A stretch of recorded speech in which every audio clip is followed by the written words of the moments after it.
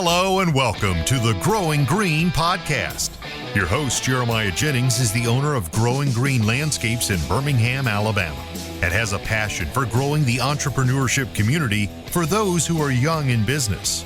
Being a business owner isn't easy, especially in the early years, and that's why in this show we dive into a wide range of topics covering all the challenges small business owners deal with. Even if your company is generating $1 million or more, the stories from our great guest and Jeremiah's own firsthand experiences will propel your business forward. And now, here's your host, Jeremiah Jennings. What's going on, everybody? Thank you so much for tuning in to another episode today here on the Growing Green podcast. This is your host, Jeremiah Jennings, and this is going to be a really fun one today. I hope you're having a beautiful Friday morning or whenever it is you're listening, but if you're listening live, it's Friday here, heading into the weekend. This is going to be a really timely episode, and it's going to be one that we've done like we haven't done before. We're going to actually re-release an episode. So this is one I was going back through my archives, and I was scrolling through just what some episode topics that we've had in the past and things like that, and I wanted to hit on Christmas lights once again because we are really in the meat of it right now. And this is a really fun interview that I did with Trey Lambert last year of Perfect Turf. He's in Oklahoma.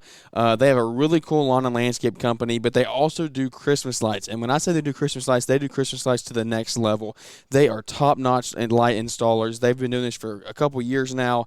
I know they were just the other day, they were putting up a tree for their local municipality there in their area. So they have a really big outfit going on, and it's really cool to see how they do things. Now, like I said, this is a year ago from an interview from about a year ago. So everything that Trey brings to the table is relevant, and he brings some really good stuff. Some of my questions may be outdated. I don't remember exactly everything. I haven't listened to the whole interview through again, but I remember this conversation distinctly. I know there's some really good points in here that I wanted to hear talked about. And if you had any questions about light installing or things like that, then Trey gets into some good points today on how they do things. That's a lot of it is how they do stuff. So I still have people reaching out to me every other day asking me how are we getting into Christmas lights? How's it going for us? How can they do it? What's some resources for them? So we've had a couple episodes this year already on Christmas lights, but I wanted to put this one out because we are in the meat of it right now. Like, this is light install time. It's not too late. You need to order product pretty soon. You need to get on it, and you need to really hit your marketing the next couple of weeks to try to really get a strong push in right before Thanksgiving and then the week or two after Thanksgiving. You need to do the best you can to get on it and just really jump ahead. So we're a little late to the party, but we're not too late. So I hope Trey brings you some great value today, and I hope you enjoy this interview. So stick along. Let's find out what Trey has for us this week. And today we have none other than Trey Lambert with Lambert Lawn Solutions on the show today. Trey was actually a guy that I got to hook up with at GIE. So the power of networking in and of itself right there is the proofs in the pudding. I went to GIE, I got to meet Trey, and now we're about to do a banger of a show. I guarantee you're going to get a lot out of this. So Trey, how you doing tonight, man? Good, man. How you doing, Jeremiah? I am good. We're sitting here. The Braves are playing the World Series. By the time this is out, we'll probably know who the winner is. So I don't know. Maybe we'll get a little chop going or something. Go Braves and kind of cheer them on to the end. But I'm excited to see what happens with it. I'm from Birmingham, so we don't have any professional sports around us. So like Atlanta is who we go. We always go for the Falcons and the Braves, and so the Braves have pretty much. I mean, there's another way to put it. Besides the last 2 years, they've sucked the last 15 years. So they're finally having a good year, and so Trey's actually a mutual connection that I met out of from meeting Alex Kirby with Trifecta, and so we were sitting here talking before we hit record. Alex is a huge diehard Braves fan, and I don't know. In the moment that we're recording this, he's probably biting his nails because it's a nail biter of a game right now. I think it's the typical baseball game. 1-0. It's a nail biter. I haven't been keeping up. I've kept up with it a little bit, but just for his sake, I would love to see the Braves win. Yeah. You were telling me how they were in the conference, the championship at GIE, and he was freaking out. It wasn't even the World Series, and he was already freaking out. So I can't imagine. I can't imagine seeing him right now. But that's just a little side note. We love sports. We love baseball, football, all that down here in the South. But we got Trey on here today to talk about a lot of different things that I know we're going to go into. I'm excited for where this is going to go. I don't really know. It's not scripted. I don't script my episodes, guys. If you've listened any amount of time, you know that. We just come in and we get to the nitty gritty. We have good conversation. and whatever comes out, and it's the real life stuff that we get into, and I'm excited for that today because I believe we're going to get into a lot of good stuff. So Trey, kind of tell us how you got started, kind of your background in the industry, because you haven't been doing it that long, I don't think, from what little bit I know about you, and tell us how you got into it and how you got to where you are today. Yeah. So this will actually be our 4th year of business. So we've been doing it for a little bit. As an actual business, but while I was in college, I was cutting lawns throughout college, working a couple of jobs. I love cutting grass. I love being outside. I've got a baseball background, so I actually I signed to play college ball. Didn't end up playing college ball because that summer, it was my first summer off not playing, and I just realized how burnt out I was. But I came from a background of playing baseball, so I just was always obsessed with like turf management, making grass look good, instant gratification stuff. So that's kind of that's where I've got all my background anyway. So you went from baseball. What made you get into starting a landscaping company? So I loved the turf management side of stuff. And when I was in college, I graduated from a local college. So when I graduated, I had like 63 accounts. So I was like, I don't want to give this up.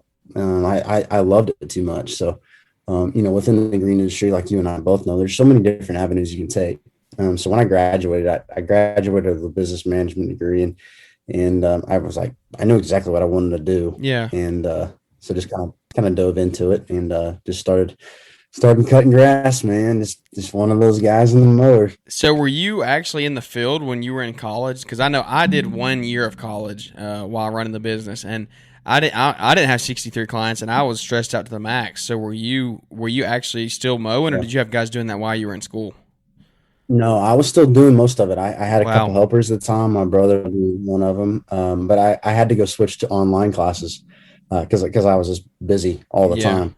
So was mostly online for the last 2 years of college. I was online doing classes because I was working all the time. So as somebody who's running a successful business now and has gone through college, what would your advice? And this isn't for everybody out there. Now, don't get can't sue Trey for whatever he says here on the show. But was college worth it to you? I mean, I know that's a big topic today. Is do you really go to college? Do you just drive into the industry? What do you do? I mean, would you go back if you had to go back? Would you do the same thing again, or would you change it? I would change it for sure. Okay. I was going there because I was always kind of told it's safe. You can get that piece of paper.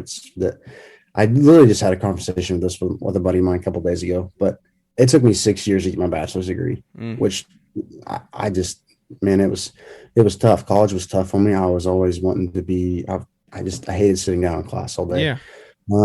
And I was telling one of my buddies, I was like, can you imagine how far I'd be in my life right now with my landscaping business if I had 6 years under my belt? Yeah. But when I was in high school graduating, it was kind of like everybody, you kind of had to do it if you wanted to be quote unquote successful. Yeah. That was just the thing to do. Yeah. And I think the world is changing. I think people are realizing how many people need like to go to a trade school or even just do whatever you're passionate about. Because if you have the drive and you have the want, and these days, if you want to work, you're going to be successful. Yeah. Like it's going to happen. So no, I gotta say it. I don't think, I think I wasted. Yeah. I mean, I can't say I wasted, but I did. I mean, yeah, but that's okay. I mean, I know people that I know a lot of people have done that. You learned stuff out of college. You took your business management, so you got some stuff out of it, but it's like you're saying, where would you have been if you had those 6 years to further your business? 6 years. Yeah. Because we're 4 years.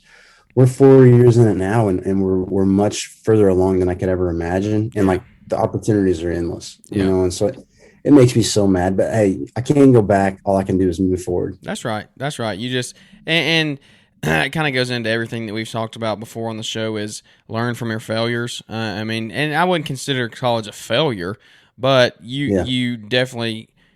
Like you said, you think you wasted some of the time. Some of it was you failed some of the time, and you didn't do everything you could have done. So you learned from that. You didn't just sit back and be like, well, it's fine, we'll move on. You learn from that. And you know what not to do, and you can give advice to young guys coming up now. Yep, that's the main thing is just educating and letting guys know. you can chase whatever you want. And that's kind of that's the beauty of living where we live now, is just the freedom of doing what you really want to do. I mean, if you want to start a landscaping business, you can. Yeah. And there's, like I said, if you have the drive and the want, that's it. Nothing man. can hold you back if you really want to do it. But and too, being a business owner, like, we go through so many trials. Like, for sure, it's up and down. It's a disaster of a roller coaster. But at the end of the day, like, I wouldn't have any other way. Really. I love it. I love it. I'm the same way. I wouldn't go back. I'm not going to work for somebody. That's the thing. I'm just not doing it.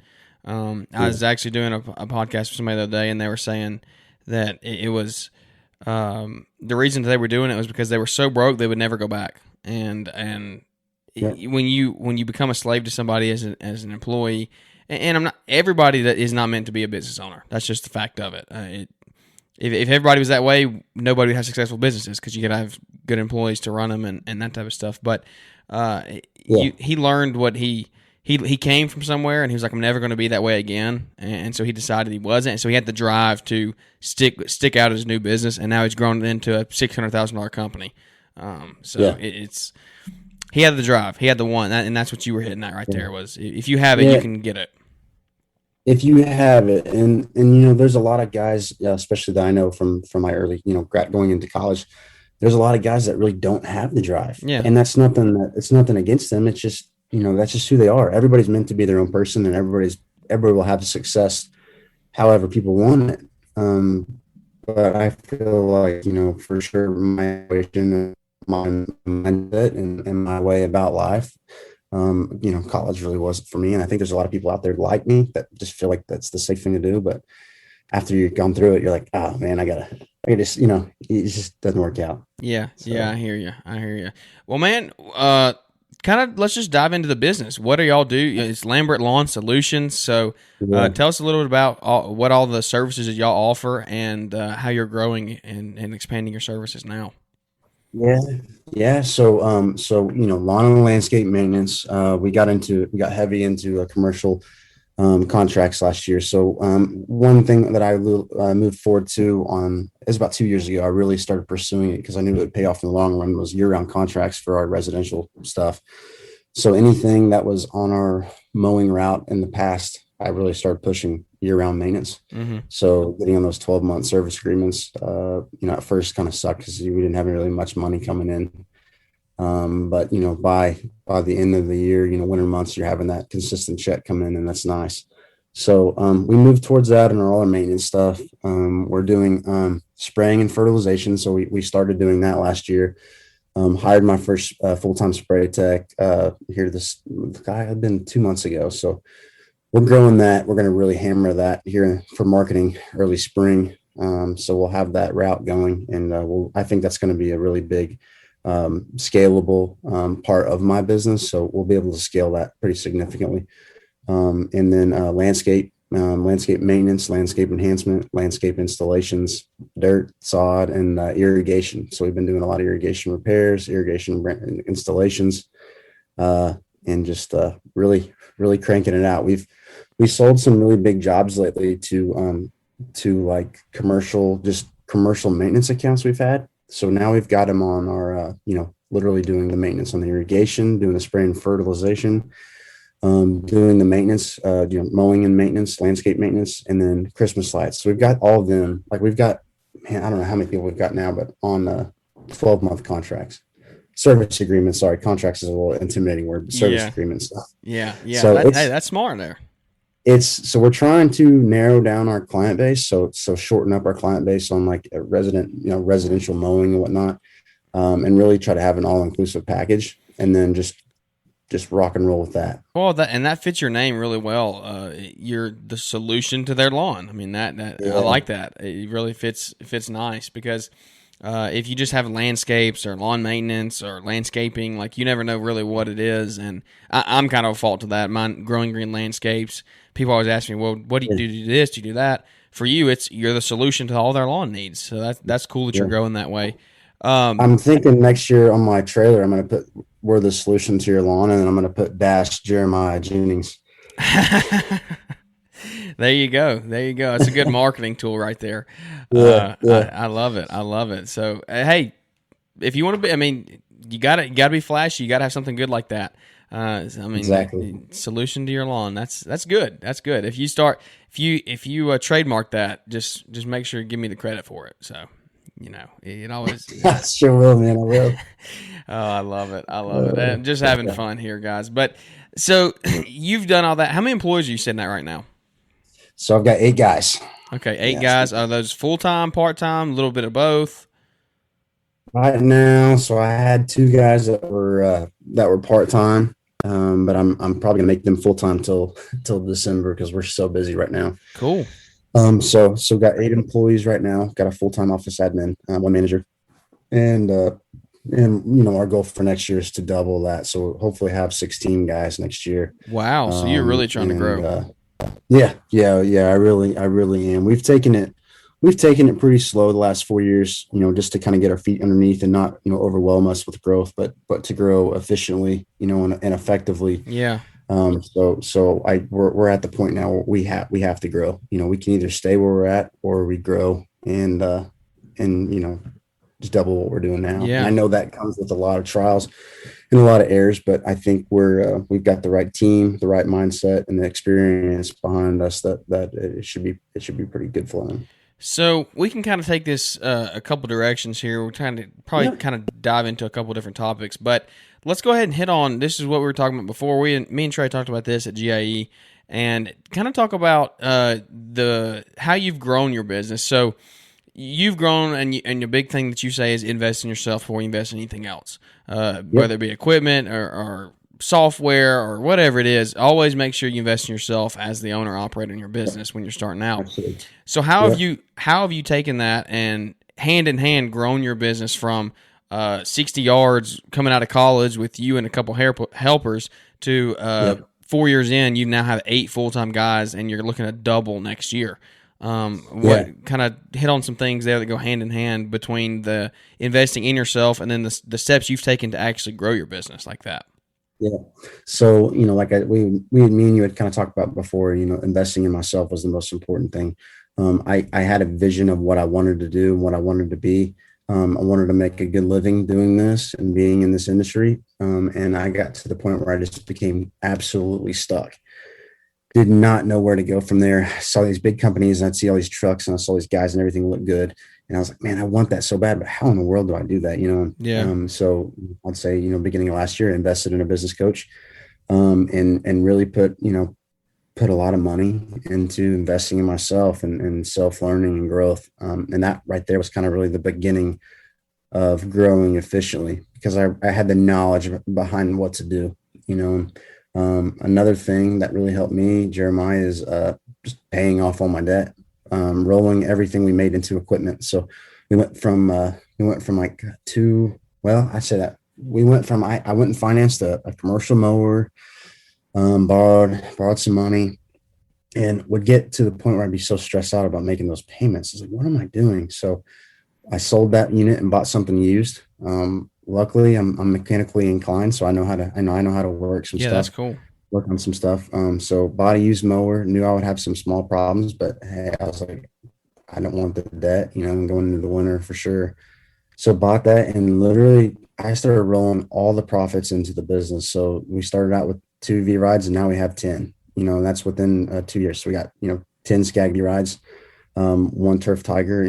I started any money we were making, I'm putting in the business, just eliminating all my debt, trying to stay tight on money, and then just having my only overhead as in labor cost, and obviously fuel and maintenance. But I wanted to grow without having that, without having to work to make the payments, if that makes sense. Yeah. And that was really that made my life a lot less stressful, because you didn't have that hanging over you. I mean, that's the thing. No. And by having that, you can kind of, if you ever did fall on hard times, something happened, you have 10 V rides to sell and make $40,000 or $50,000. I mean, more than that. So that's a good thing in having it. So let me ask you this: when it comes to taxes over those 3-4 years here, as you've doubled and you've bought all those V rides, you've invested back into the business, are you showing? Did you show losses? Did you Well, here's what I mean by that. So when you're trying to grow your business, you're you're spending a bunch of money, and you're not going to show a lot of net profit. You're making money, but you're not going to show a lot of net profit. Exactly. Do you have a shop? How is that? How are you set up? Do you have a mortgage? Like, have you had to finance anything like a shop for a mortgage or anything like that? Or are you at the place where you can show net losses right now to invest in your business, and you don't need that you don't have to show the proof of income? Because like in my case, we were just at different stages of life when we were in our businesses. In my case, I'm married, I have a house, so like I have to show net income, and it's hard for me to go out and spend $10,000 or $15,000 at one time on a mower, because there goes all my income. It shows there. So how have you kind of done that? Man, so this is part of like the not glorious. Like you can see people on Instagram and whatnot, and man, they say like they're killing it, and behind the scenes, it's not as pretty as it usually is. Yeah, it's real life. I listen to a lot of if you listen to Andy Frischella, you know exactly what I'm talking about. The dude just invested everything. So I had a house about two years ago. I had a house, mortgage and everything. And when I got really serious about growing my business, I sold my house. Really? I live in one of my old bedrooms in high school with my mom. Dude, I love it. That's freaking awesome. Yeah, I don't have a house right now. I've just poured everything I've got into my business because I really believe it's going to happen. Yeah. So live here. I and then use my mom's old shop. That's our headquarters are. So, man, I just don't have a really huge big setup, but I've invested over the last couple of years. But you've put yourself in the position where in 3 to 4 years you're going to be at that point, and you're going to be able to do it debt free. So yeah, and I don't it's one of those things that just don't have a lot of flashy fancy things, but just really just putting it in and knowing that it's going to happen, and that's why I love Andy Frischella so much. He's very explicit about what he says. Yeah, but but he's real. Like he's real, and you don't start out with brand new Isuzus and brand new Toros and all that stuff and expand and want to grow, because you get into a bad point. And I've talked to so many different companies, different people, and so many people that have I've heard stories about them going under because they've over leveraged themselves. And so I know what I want to do with my future, and I kind of pretty much just put all the chips in and just making it happen. Well, that's cool. That's cool. And guys, if you're listening right now, we're having some bad weather here, so the internet might be cutting in and out. Hopefully, the sound's not too bad for you, but we're trying to keep it good here, keep the quality good. But just bear with us if it does go out and you hear some lagging or something, some storms going on outside. So anyway, back to what we're talking about. So that's cool. You've literally invested everything. You sold your house. You put all your money into this business. Does that come at the hands of your business coaching? What kind of made you did the coach, did those life lessons, the business lessons help you do that stuff, or is that something you did beforehand? Yeah, it helped me do that stuff. Like I said, I reached out to Alex last year, looking into business coaching because I just felt stuck where I was at, wanted to grow. So I actually flew down to go hang out with him one week. I wanted to learn his system. Yeah. And that dude is one of the most simplest people in the entire world, and he's got one of the biggest landscaping business right now. So, he lived in a tiny home for whenever I went and saw him, he just moved out of his wife's grandparents' basement, and this was last year. Yeah. And just as well as I do how much Alex is crushing it right now in South Carolina. So I saw him, and then we went to his headquarters, and he's got a tiny, what are those tiny homes? Not a tiny home, but like a 16 by 20. He's got, 2 office admins in there and his manager. And then they have one of those shipping containers as their shop. Yeah. And I was like, oh my gosh, like this is awesome. Like I just was thinking about, there's literally no overhead of debt. He's borrowing some land. And so when I saw that last year, it was like real to me. It's like, you don't have to be like sexy. Like it doesn't have to be like you're going out to make money and build a business, and who cares what anybody thinks. Yeah. And so I saw that, I worked with Alex last year. I saw how he was operating. I wanted the same thing. So I basically came and did the same thing.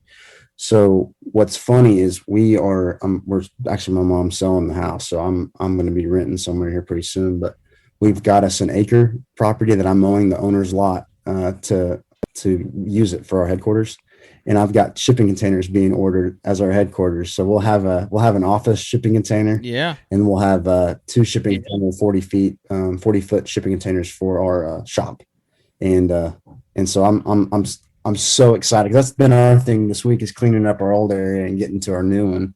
But yeah, man, just staying out of the overhead, and that's just something that I learned, through investing in myself. Yeah. Yeah. That's really cool. I agree with everything that you said there, and it's cool to see that you've sold everything, you went all in, you invested in yourself, and look how much it's helping you now. I mean, and that's like you were saying, Alex last year was in shipping containers. Now he's got his dream house paid for. He's got a dream setup, a dream shop, all that stuff, and he's running completely debt free. So that's what he can do for you. And I'm not going to be the one to say that debt is bad. I mean, I'm honest with everybody out there. I have some debt in my business that I leverage, and because the equipment is, and it's like you said, everybody's at a different stage in life. And it depends on where you're at when you're starting your business. You can't sell your house if you have a wife and 3 kids. Like, you can't move into a tiny house. So exactly. Yeah. You can't. Go ahead. Yeah, I'm right there with you. Yeah, I've got a cousin that's one of the most successful people I've ever met, and he's always told me, man, just don't, you can always, he goes, I always borrow money. This guy's got more money, but he's been such a good mentor for me on understanding, how everything works. But my thing is kind of really selling everything, since last year, just really trying to put everything I've got into my business, and it's helped me a ton. It's going to give us a chance to leverage a lot of things and just keep growing, so I totally get it. I'm engaged, me and Morgan, we're getting married March 19th of next year. So that's awesome. Congratulations. I didn't know that. I appreciate it. Yeah. So we're really excited, and I'm going to have to, we'll build a house, I'm going to have to, you ain't going to be getting her in a tiny house. I can promise you that. No, I've already tried that card. That doesn't work. But I know that there's some life things that are coming up, and like you said, everybody's at different stages in their life. Yeah, it is. And so you just take this with whatever stage of life you're in and implement it however you can. Implement the principles that we talk about on here. And it's not every show isn't for everybody, but we do hope that you get something out of these shows. Well, so that's cool. You talk about what you did there. Let's talk about really, this is what I really want to get you on here. We're talking GAE, and the first thing Alex said was like, man, this dude knows how to do Christmas lights. And I was like, no way. Yeah. That's what I'm looking for. I'm looking for the guy that knows how to do Christmas lights, has done it successfully, is doing it successfully, because I'm looking to get into it. And I want somebody who can give, and it really seems like a hidden gem in the landscaping industry of a way to make money that not enough people do. So I want you to take this segment over here, and I want you to start from how you got into it, and just tell the story, and kind of write a biography on it for everybody on how you've done it, and give some advice for somebody else who's wanting to get into it. So I was on the fence. So we started 3 years ago, and I was on the fence of, man, I want to do it, but I don't even know how to do it. I don't even know where to start. And so one of my suppliers had a guy that's the supplier for Christmas lights come and give a presentation at his local Ace Hardware, and he had free burgers and hot dogs. It's like, I got nothing to lose, so let's go check it out. So went to this deal and really kind of met some guys that were doing it at the time, and thought it'd be a good way to invest some, in our business throughout the off season, going into, we get our last cuts in October. We weren't really doing a whole lot of landscaping then. So I wanted to have something that would keep us busy till December. And it was really just me and my brother towards the end of that, going in, trying to stay busy. And so, man, we kind of went in head first, didn't really have any plans. We weren't doing a whole lot of leaf removal. Man, I got bad allergies, so we were doing the leaf removal. It was just killing me. So I was trying to figure out anything. A bad industry to be in. Yeah, I know, right? So I was trying to figure out everything I could do to not do leaf removal, and got into Christmas lights. Man, we learned. I went in just with the whole mindset of learning, understanding it's not going to be as profitable as I thought it would be. Yeah. Going into it. But just as I do, is being an owner and operator and not having much overhead, you can make pretty good money. I mean, we made great money that first year. Yeah. And just with the network we already had with all our lawns, just saying, hey, we're doing Christmas lights this year. We'd love to help you out. We didn't have any idea what we were doing. We were using people's lights. We were hanging them up for pennies on the dollar and making some money to get us through the winter. And but we learned a lot. We learned that we needed to charge what we needed to charge to make it happen. So year two came around, and we progressed. We got a ton more houses. Now organic marketing was freaking crushing it. And then year three came around, and man, it was killer. It was awesome. So we had a heck of a year last year with light installations, and it was awesome. It was profitable. We had I think we had 4 guys last year, including myself. So we stayed busy up until January. January 31st is kind of like the last day of takedowns. We tried to, so we pretty much both stayed busy, and we do a lot of duck hunting back here in Oklahoma. So we were able to get in the blinds quite a bit and enjoy ourselves. But man, it was such a profitable way to push us through the off season. And the only way I was really looking at it is, yes, this can make me money now, but it can also pay for the guys that I've got throughout February. Exactly. And March. It just keeps. That's what I heard somebody the other day that was talking about it. It was like, even if you don't make a huge profit, if you break even every month, you're paying those. You're keeping those guys on. It pushes you into next spring where you're not having to go out and hunt for new guys that you had to lay off, and they went on to something else. So even if you're not bringing in a huge boatload of money, if you can just make enough to turn a little bit of profit, then it's an added bonus. So totally. I want to talk details. I want to talk as much detail as you want to get into. When it comes to where do you buy your lights? You buy online. You have a local supplier. Like for me, I don't have a local supplier, so I'm looking online. Anybody that's looking to get into it, would you say reach out, try to find somebody in the community first? How do you do that? Yeah, so I would find somebody in the community. There is some stuff on online where you can order, the commercial grade C9 bulbs. We've got a couple local suppliers. It's become a pretty decently sized industry here in Oklahoma. So there's a lot of people. I think it's in the West. It's coming up more and more because I was talking to James Mansky. He's in where is he at? I don't remember. He's out west somewhere as well, and he's doing it. And then I know another guy in Oklahoma that's doing it as well. So I know multiple people out there, and they're like, man, competition's here. It's a growing industry for sure. We've gotten so many clients with the last 3 years that like I'm pretty set on how we want to grow on keeping guys busy. So now it's like really just become bread and butter, making some pretty good money going out through that.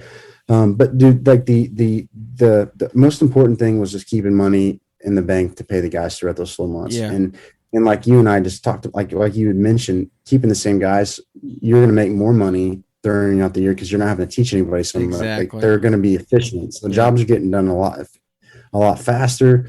But yeah, we the whole process of finding a supplier, building a relationship with that supplier, and I've got a guy right now that he's one of my suppliers for stuff. And when we're running low on anything, I shoot him a text, and he has my order ready at the front counter, and the guys come in and pick it up and go on to the next house. Like that's awesome. It's become a pretty cool system for us. Yeah. So luckily for me, we do have a lot of suppliers around. I was mind blown when I went down there to South Carolina to be on Alex's podcast on lights, that there wasn't many suppliers down there. Yeah, we don't have any down here. Literally, there's nobody around us. And that's mind blowing because it's crazy up here. But that's just kind of giving you an incentive of like, man, there's a huge opportunity there. It's an untouched market money. Is what it is. It is, and there is a lot of guys over the states and whatnot. I've got connections with people that do the lights, and there's a different way to do it throughout. And there's so many different ways to do it and make really good money. Yeah. But yeah, we charge. We do the light installations by the linear foot. Yeah. And everything can be measured pretty much Google Maps. Locally, there's so many new housing neighborhoods going around here, so we have images aren't up yet. Yeah, so you have to manually measure them, and we found some nicks and some hidden things that I've learned in the past couple of years from the guys that do it, that makes it more efficient. Where because I've been on the roofs like rolling a measuring tape around. No way. Yeah, I funny story. This was the beginning of season last year. I was just all in. I was ready to crush it, and we had a slight drizzle, and I had a person call me from an extremely high-end neighborhood and was like, hey, we want lights. And I'm like, I'm going to go there, quote this. I know I'm going to get the job. So it's like slight drizzling. I'm on top of the roof, rolling and measuring wheel on this lady's roof lines. And I got down and sent in the quote and didn't get the job. And I promised myself that it's the last time I'm walking on a stinking roof, measuring with the wheel. There's got to be an easier way. So I, reached out to some guys and learned, you can do it by Google Maps, taking pictures, measuring shingles, and there's a lot better ways to do it than just being completely right on the money. Yeah. But, yeah. I've actually, I've literally, it's my first year I've measured one house up to this point, but I actually just use the measuring app on my iPhone. Now if it's too high, it won't pick it up, but if it's low enough roof, it can shoot pretty far. You can shoot that. You can shoot lasers. I love that. I see the light spool in the background in the camera. Oh, yeah. I see those C9 sockets. Yeah, I got it all sitting back here. I still got to put them together and stuff. I'm going to be out of town next week, but then as soon as we get back, they're going up. So that's funny. They're all sitting back there. But, so we're talking about suppliers, make that relationship. What's the next step? The next step for me, it was order material. In my case, and you might say this is wrong, and I'd be fine if you tell me I was wrong, so because I can learn from this. In my case, I ordered the material ahead of time before I sold the jobs, so that when I sold the jobs, I knew I had the material in case, because the way shortages are right now, it's hard to get stuff. So I was like, I ordered 1,500 feet ahead of time, and it's an investment for sure. I spent well over $1,000 on the stuff, so. What would you say to somebody? Would you say sell the job and then order the stuff, then sell the jobs? What's your true, honest opinion on it? It's tough, Jeremiah, because we're in such different areas. Like you said, there's not many suppliers for you. So you have to have that stuff on hand. Like for yourself, you have to order that stuff. You have to have it in your inventory. Before you commit to a job. To get the job. Exactly. For me, I have a supplier right up the street. So you sell the job and then so it was easier for me. I sell the job and got stuff. However, I ordered thousands of dollars of material early this year because I knew I was going to sell those jobs. Yeah. So now I'm in a different situation where I can actually have that inventory and not be, worried about not selling it because I know I will. Yeah. But getting into it, if you don't have a supplier nearby, I think you did the right thing. Order, 1,500 feet of C9 wire and either warm white or clear, like warm white. Yeah, I just did all warm whites. That's the only thing I'm offering. We'll sell more warm white and pure white jobs. We sold 4 today. Really? And and that's four jobs at 250 feet. That was just in one day, and that was a terrible day because it's been raining. So you're gonna blow through those. So if you're just not getting into it, warm white, pure white. 1,500 feet of which actually you can do you do 500 feet, so 1,500 feet C9 wire. That's a good start. It'll get you a few houses. That was my have thing. A supplier locally. Yeah, and your average. Our average house is about 250 feet. Yeah, that's kind of been our average. So out of 1,500 feet, you're getting a decent. Who knows how many houses or what the size is going to be exactly, but. You'll get some good houses out of that. And it's just one thing that I've picked up. You're just going to learn as you go. Kind of self-educate. There's some stuff on YouTube about it, but let's break it down really quick here because this is the route that I wanted to go with this podcast. It's Christmas light specific. The knowledge. Let's break it down to the little stuff because the stuff that I didn't know a month ago. What is C9 wire? What is C9 lights? Yeah. What are that type of stuff? Because if I was listening a month and a half ago, I would say, what is a C9? Yeah, what is this guy talking about? Yeah, what does that mean? So I'm hoping to hit somebody out there that's like, man, this is cool. I've thought about it, but I don't know anything about it. This is informative. Yeah. So kind of take it all the way down to the little stuff about. Your most common commercial grade bulb is a C9 bulb, which is kind of like. You see ads of hospitals and stuff being lit up. Those are all C9 bulbs. So that's your basic C9 wire. So what Jeremiah is saying is on a spool, you can have I think you got 1,000-foot spool behind you. I think it's 1,000. So you got 1,000 feet on a C9 wire, which is wire with the bulb screw-ins and everything's a foot. You can either get 15-inch spacing or 12-inch spacing. For us, we sell a lot of the commercial jobs. We do 15-inch spacing. So for anybody getting into it that wants to have a little bit more knowledge. That's what I did on mine. you'll save and make more money because you won't be using as many materials. So Yeah.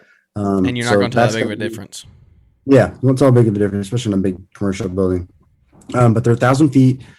So say you're wanting to get into it, don't know how to do it. Go out to a house, measure all the gutters, the roof lines, the peaks, and that'll give you what we're doing is we're measuring everything right to the exact bulb, which there's different ways to do it faster, but and then quoting it per linear foot. Charging, one thing we didn't do for the first couple of years was charge for you'll have that I can't think of it. It's SR or something, the blank wire. We just call it blank wire. Yeah. You use a lot of that. The extension stuff, the stuff that ties in. Yeah, you make your own extension cords. Yeah. And makes it invisible, but you'll have all those male, females, and then you'll have the females where you can break off the other end and they slide right on that wire. And yeah. So that's how you connect the wire, from what I've done. Yeah. Yeah. So you just have everything's all LED. So we don't do any incandescent lights at our. Yeah, no, I'm not going operations. We've turned down so many jobs because it's way dated and it uses more energy and it's more difficult. But the lights is just pretty much we had a training day today. We had 5 guys on those 4 new jobs that we did today, and my brother's he's the manager right now for all our crews, and so we did a breakdown of how we do it, and the guys got it after the first house. So we'll have 3 crews out next week installing lights, and confident that they're going to be done the right way. But after the first house, you'll be like, "Why? This is so simple." Yeah. It's just it's just a breakthrough at the entry. You just got to get into it. You got to do it, and it's intimidating at first because you just I was I don't want to mess anything up. Once you do it, you'll be like, man, this is easy. And then really add that to your landscape or lawn business and implement it. And you'll just see results, keep, making that money and stashing it and then having that money on hand for. So for y'all, do y'all just do houses or do y'all do shrubs and everything? So we do shrubs and everything, those mini LEDs, Yep. That you can really upsell a ton of jobs, doing landscape lighting.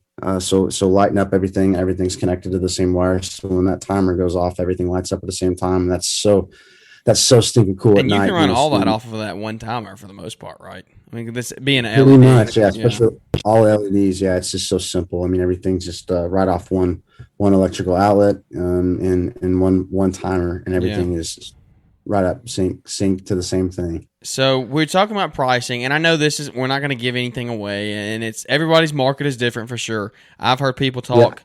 I've heard people talk 3 to 5 foot. I've heard people talk $10 a foot in some markets. For you, and this is, like I said, you have competition. This is a national broadcast and worldwide broadcast. Yeah. Anybody can be listening, so don't give away anything that could hurt you. But what are the basics when it comes to pricing? Because that's what I want to hear. When I'm looking for information on stuff, I want to know, how am I supposed to price this stuff? Am I supposed to price it for $3 a foot plus the light cost, or $3 a foot including the light cost, and eat it the first year and hope you retain them the next year? Or where are you at? 5 to 7 foot, 3 to 5 foot. I mean, just a rough estimate for somebody that's trying to get into it.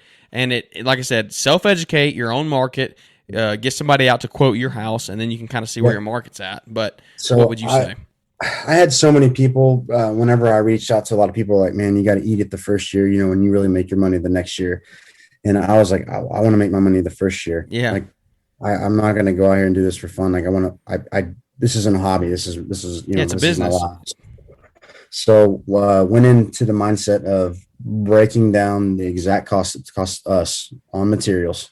And then what I did the first couple of years was I found my cost that I wanted per linear foot. Yep. It's kind of the average around here. So I found that cost, and then I got the cost of materials.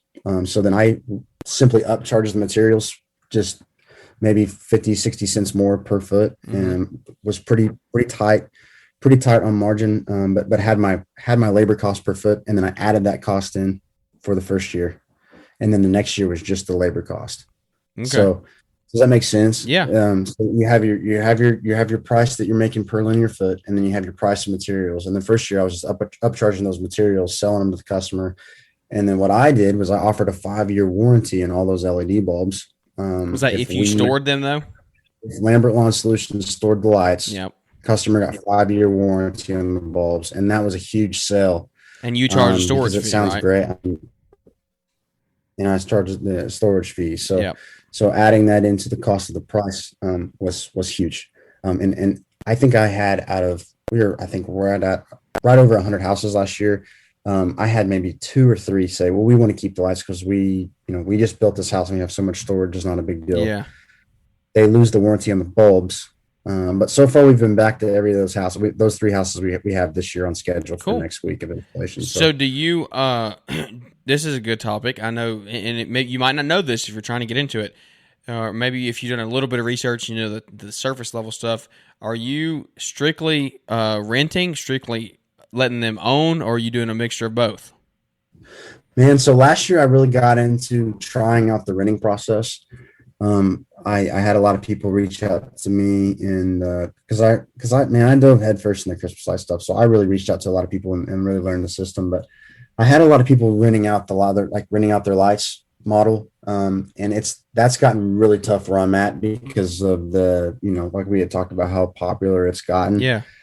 So I was having a hard time renting out the lights, but I was having a really profitable selling to the customer and storing them. So we still rent out the lights to a lot of our customers because they like changing up and that's another thing. If you're going into it, you want to make sure that it says in your customer agreement that whenever you're selling them the lights and you're storing them, when they want a color change, that's on them because that's more time out of your schedule that you have to change that color set to their standards, if that makes sense. Yeah. So we ran with the business model of renting, and our punchline was you can change your lights every single year. And so we sold a lot on that of customers being like, well, hey, we can change our lights every year. Why don't we just rent them? And then rather than buying them and having the same color every year. But that was kind of our only big kind of selling on the renting lights, I guess. You charge a little more for renting, is that, if I'm correct, right? Yeah, charging more for renting. And we had, I would say, probably 20 to 30% more than what we would charge for buying and storing for the customer. Yeah. And it seemed to be an okay model. We weren't landing a good percentage of quotes on that model though, but we did land some, and we'll make some really good money this year because of that. But it was just, that was tough.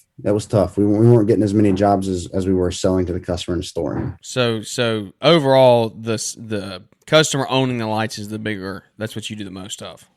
For me, it has been. That's what I've heard from everybody that I've watched and heard. That's what I mean. And for me personally, this year getting into it, I'm only going to do the selling option. I'm not going to offer any renting.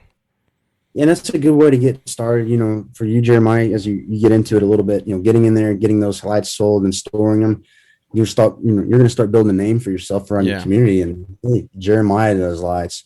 Well, then, you get 2 or 3 years in your belt and you're like, all right, we're making good money now. Let's start the business renting model and see if you can't, get, 10 or 12 of those renting lights. And then you got those lights. Those are your lights. Yeah. So you they're can paying for your own lights. More money. Yeah. Exactly. Yeah. And so that's a good model to get into, I think, for sure. But just for where I'm at locally, in Tulsa, Oklahoma, we were having a hard time of renting out the lights. Yeah. Well, that's cool, man. Well, I don't really have. Do you have anything else that I'm missing when it comes to the whole Christmas light thing? Some advice you would give to somebody?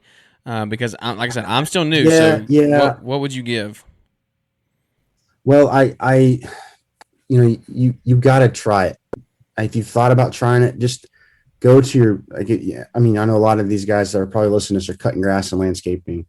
Go to your longest customer you've ever had and be like, listen, if I put lights in your house, would you be interested in just let me do this? And you pay for you pay for the material. So you learn the process. Yep. Anybody that's wanting to get into it, do that, learn how easy it is. And then just slowly get into it. Now, don't dive headfirst into it because you can give yourself you can have a headache if you get into it too deep right off the bat. You have to learn the system because if you don't, majority of people want them up before Thanksgiving so they can turn them on afterwards, and you're going to have about 20 people calling you asking where your lights are, and it's the day before Thanksgiving. Yep. Been there and done that. But it's a slow process. I think the first year for sure, get all your main customers you've had over the years, just offer that service, learn the service, and then kind of dive into it. But I will say, me and Alex talked a little bit. I think we're gonna actually. I know on our Instagram we're gonna start cranking out how to do videos, because Cool. I've had a lot of people reach out to me on Christmas lights specifically since his podcast. Yeah. And so everybody listening on here now, on our Instagram, we're going to start next week for sure, because we're going to have a ton of people out installing. I'll go over how-to videos, how to do so, how the installation works, how we do it, how simple it is, how takedowns, how we do takedowns, and really kind of help and educate people in the industry on how they can really help themselves in their business. Yeah. Well, I love it, man. Well, we're going on 50 minutes here. This has been really cool. I know. I was sitting here looking, and I was like, it's 10:06. Yeah. It's getting late. This has been a good show. So, well, as we wrap it up here, unless you have anything else to say about the Christmas lights thing, I think that's a lot of value that we brought. And if you're out there listening, reach out, and I think Trey would be more than happy to help you with the questions absolutely. you got. I'd be super happy. But I do want you to hit right here as we wrap things up. We've talked already about the importance in investing in yourself, and what would you say to somebody who's and on my podcast, I think I have a lot of newer guys, younger guys that are listening, the guys that are getting into it, and maybe you're not younger, maybe you're just a first year business owner. You could be 35 or 40, it doesn't matter. The business coaching thing and investing in yourself, it's a controversial topic, business coaching. Yeah. I've heard people say, it's a waste of money, I'm not doing that. And why would I pay somebody else to do something I'm capable of learning myself and teaching myself? So give 2 or 3 minutes here of what your take on business coaching was, and advice for somebody who's out there that's thinking about it or on the fence about it. Yeah. So, at first I was kind of right on the fence for sure. It was a lot of money, and, I didn't know if I had it. I was worried. If I spend it, if it would be worth it, and you get on Instagram and you see, those big influencers on selling crypto or whatnot. And hey, buy my program and I'll teach you how to do this. Yeah. So I was very controversial on that, but found some guys, I actually worked with 2 different business coaches on 2 different things. And so that's after working with Alex, I realized the value in it, and so I really put it towards myself. But find somebody that's within your industry that you're interested in, and and that may offer business coaching. You and I both know that Alex offers it, with his own business, and so anybody in the green industry, if you're wanting to really build a business and want to know how, he's for sure somebody that me and Jeremiah both know personally. So we know where his heart is and how much he enjoys helping people.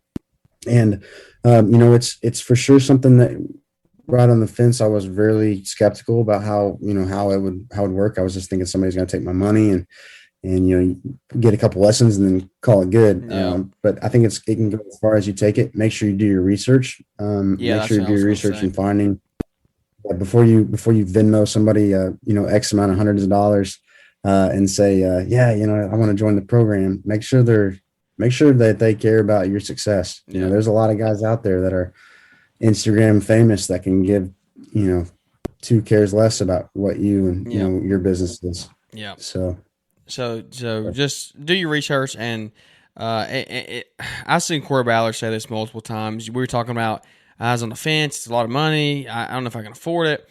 It's not that you can't afford it. You can't afford not to. In some situations, that's the thing. It's not that you can't. People are like, I can't afford to go to GA. I can't afford to take the trip. You can't afford not to. You cannot afford not to invest back into yourself and into your business. And that's such a big thing at first, Jeremiah, for sure. It's like people understanding that is like, I was always for sure like, I want to put. If I had $500, I want to go get another used mower or something. Yeah. Never in the beginning, if I would have invested that $500 into a mentor or a coach, it would have paid off so much more. Yeah. And then also for people that are kind of getting started is just network. I mean, doesn't even have to be the same industry. Go find the guy that has the biggest heat and air business in town, and he's running 20 trucks, and buy him a cheaper and how in the world are you doing this? Yeah. And just soak in everything. I network all the time on guys that, especially around here that are got huge businesses, and how do you do that? And just be an annoying sponge. I mean, just like Yeah. ask people Yeah, that's questions right. and Yeah. and network. And if anybody is also on the fence at like GIE, next year, I got so many awesome relationships. Like, Jeremiah, like we're friends now, and we've talked, a lot since GIE. Yeah. And so Yeah. I wouldn't have done that, and I'm getting to learn, stuff from you. And there's multiple other people that I've connected with and asked questions. And that trip, let's just say it cost. Yeah, I rented a car and drove, but just say you have $1,000, Yeah. and you're like, what can I do with this $1,000? Well, one thing is to try to GIE next year and network and talk to people and rent a car. I rented a car and drove down there and stayed with that house. We all Yeah. split it 3 ways and rented a house together. And but I took the value out of it. Yeah. I talked to anybody and everybody. And I even I'm connected now with Corey Ballard. He texted me and said, "Hey, Trey, it's awesome meeting with you. And if you have any questions or how you want to grow your business, holler at me." And like that right there is like, That's worth every why I went. $1,000. Yeah. Yeah, every bit. And that's goes back to, hey guys, if you're on the fence on investing in yourself, that right there just kind of shows you how much value I got out of it. Yeah. And now I'm sitting here with this podcast and I'm able to share that with all your listeners. Yeah. Yeah. And so I love it. anyway. I love it. Well, we got one final question for you, and this is one that I ask everybody. It's kind of a newer segment we're doing here. We've been doing it probably the last 10, 15 episodes, but it's the question that I love hearing the most. And I actually heard Corey Ballard talk about this at GIE. But what is your why? What is your why for selling a house and going all into your business and being an entrepreneur? What makes you get up and what gives you the drive every day to go do what you do? So my why is, I want to provide a good living for me and my future family. Me getting married here in March, I'm excited to have the opportunity to provide, with my family, and I want to also, own a business and pass it down to the next generation. But I'll never forget. So we have a convenience store that's blown up, and it started out of Tulsa, and it's blown up all over the world. But it's called Quick Trip, and I know a lot of people probably have them in their towns, and they're coming. The owner and CEO came to my college, in which it's a small college, it's local. The owner and CEO came into my class and spoke about how his dad started Quick Trip. And he said he started it with the full intentions of giving other people an opportunity to have a good life. And so as I look back to where I'm going, starting my business, I'm going to be able to give guys a good life. I'm going to be able to give guys a good job. And that's kind of what my why is creating that for other people, and I've really become obsessed with systems. So like the money of the success does not, fascinate me on any way. It's more of building a successful system and providing other people's, for other people's living. I've got 3 guys right now on the team that all have kids. You're literally responsible for them. Yeah. It's so cool that like Lambert Lawn Solutions is providing that family. And that is one of the coolest things I get to wake up to. I'm drinking my coffee about to start the day. I'm literally providing for these guys and their families. And that's, for me, that's the biggest win that I could possibly have. Hey, that's awesome. I love that answer. Everybody's so different. That's the thing. Like, that's why I like asking the question, because everybody's just so different. You'll have some that are the same, provide for your family. But those are good answers. I mean, there's nothing wrong with those. But then you got those like that where you just want to give back to your guys. You want to have a team that you invest in. And here's the thing. You are providing for them, but they're providing for you. That's like, it's a two-way street there. If you don't treat them the right way, how are they going to provide for you? And so it's I don't know, if you want the opportunity to provide for them, you have to treat them the right way. Yeah, I had one of them come up to me last week and like, man, I've never had a boss before push, getting our 40 hours in the week. Like a lot of guys, they either work them until they're 75 hours or they work them until they're 30. And but this guy, man, I love how you, like, when we have rain days, you're having us come in together. Like I have to have you guys for us for this wheel to keep turning. Yep. So, just really caring about them and having a blast doing it, man. Yeah. Well, that's awesome, man. Well, internet's getting a little rough here. We're going to wrap this one up. It's been a really fun show. Thank you for coming on here and spending your time tonight. It's an honor to have you on the show.